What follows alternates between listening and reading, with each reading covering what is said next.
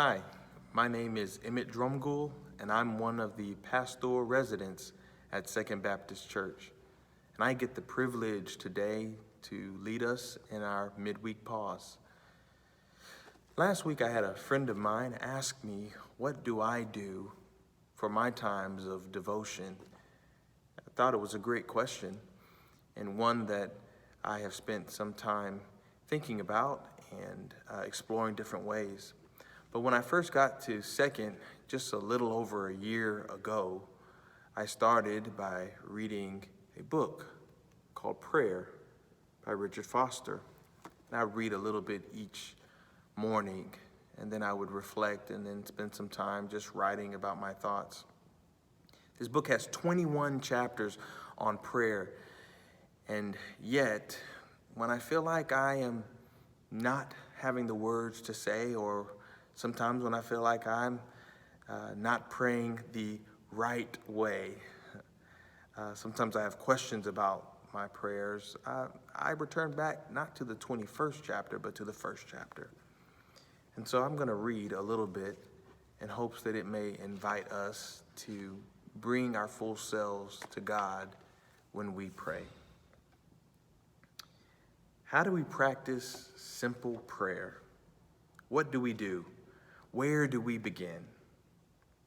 Very simply, we begin right where we are, in our families and our jobs, with our neighbors and friends.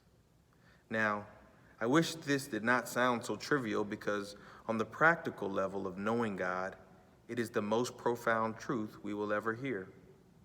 To believe that God can reach us and bless us in the ordinary junctures of daily life is the stuff of prayer.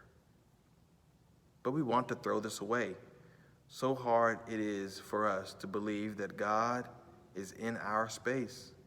God can't bless me here, we moan.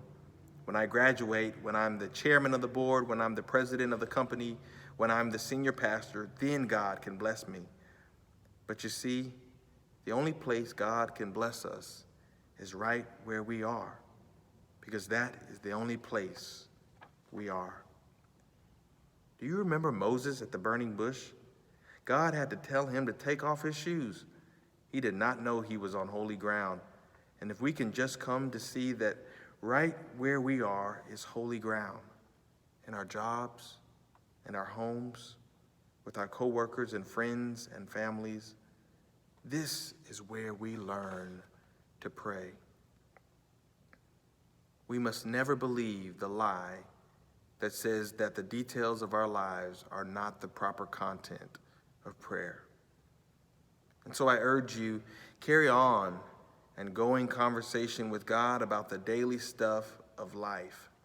Share your hurts, share your sorrows, share your joys. Freely and openly, God listens in compassion and love, just like we do when our children come to us. God delights in our presence. When we do this, we will discover something. We will discover that by praying, we learn to pray. Is there something that's in your own personal life that you felt was insignificant? Maybe that it didn't have a space for God. Maybe it wasn't the wording that you felt should be right to pray. What is that thing? Or what are those feelings or emotions that you have? Perhaps the words that we've read today might encourage you or invite you to take those, what you have and where you are, and bring them to God. And know that after you have said what you can say with the words that you have, or perhaps the words that you don't have, that will somehow be enough. It is simple prayer.